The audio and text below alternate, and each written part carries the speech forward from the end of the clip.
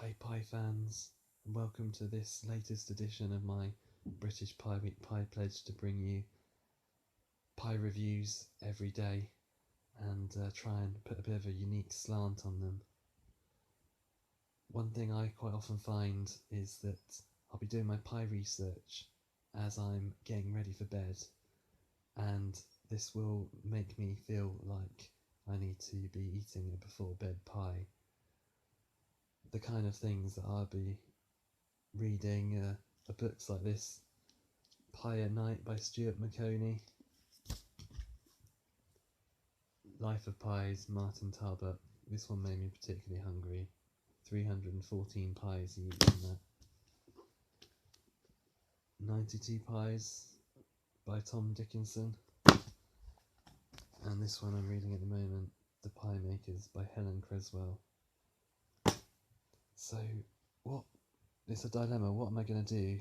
I'm in bed, and I've suddenly got the pie munchies, as it were. I'm craving a pie, and I want a fix quick. So there are a few quick pie options. One I've picked up recently are these 6 Scotch pies by Duncan McGregor. I got these for just £1.39 in Farm Foods. I don't often shop in Farm Foods because I find 6 pies for £1.39 a bit worrying. You wonder what they're doing to cut corners to make them so cheap.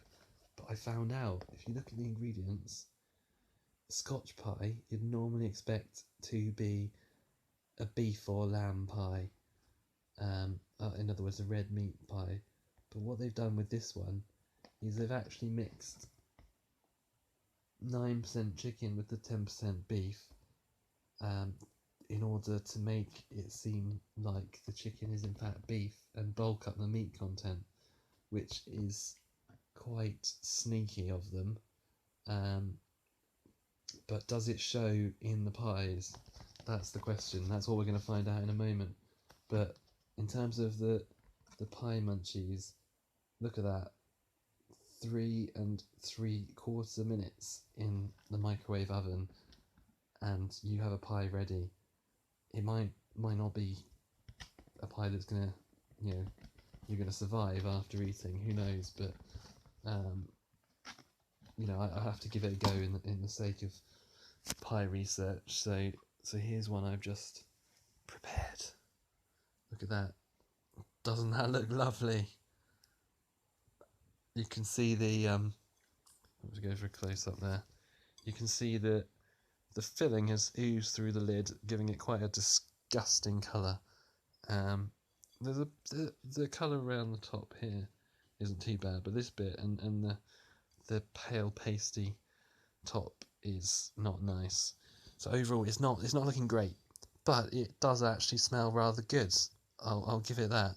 It's got that classic Scotch pie smell. So I've gone and delved into this pie to see what it really tastes like, and well, you can see actually it seems to be quite well filled. There certainly seems to be a lot more than the 10% beef and 9% chicken in there. I can only put that down to quite a lot of filler in the pie, starchy filler. It does seem to have quite a strong black kind of dark colour, which I'll put down to colourings in order to disguise the chicken and filler and make it look like beef, which is, as expected if they're trying to pull that particular trick. But the particular revelation with this pie is that it is edible. It's I've had a lot worse Scotch pies. It looks worse than it tastes. So the content is actually not too bad. It's got a generic kind of salty taste to it,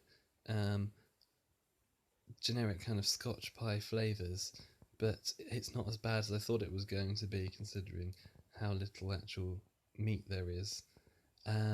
It's not very chewy. It slips down quite well, particularly as it's been microwaved. You might think that the pastry would be really dried out, but the super high fat content has helped keep this pie quite moist.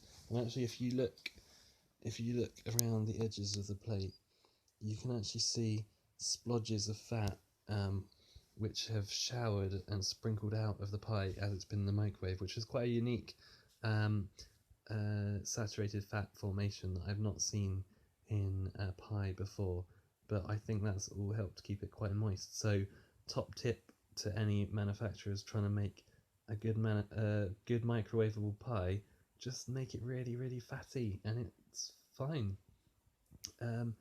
So the bombshell from this is that despite this pie only costing $1.39 for a box of 6, which is just over 20p a pie, it is actually just about edible. I think it would score a low 4 or a high 3.